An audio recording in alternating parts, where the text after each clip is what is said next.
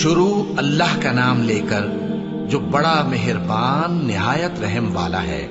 میں اس شہر یعنی مکے کی قسم کھاتا ہوں، اور تم اے نبی صلی اللہ علیہ وآلہ وسلم اسی شہر میں تو رہتے ہو، اور سب کے باپ یعنی آدم اور اس کی اولاد کی قسم کہ ہم نے انسان کو محنت و مشقت میں رہنے والا بنایا ہے۔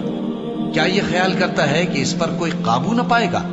کہتا ہے کہ میں نے بہت سا مال برباد کر دیا۔ کیا اسے یہ گمان ہے کہ اس کو کسی نے دیکھا نہیں؟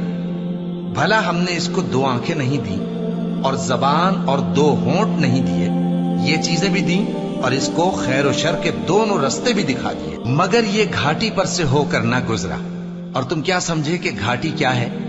کسی کی گردن کا چھڑانا، یا بھوک کے دن میں کھانا کھلانا، کسی رشتہ دار یتیم کو، یا مٹی میں پڑے کسی نادار کو۔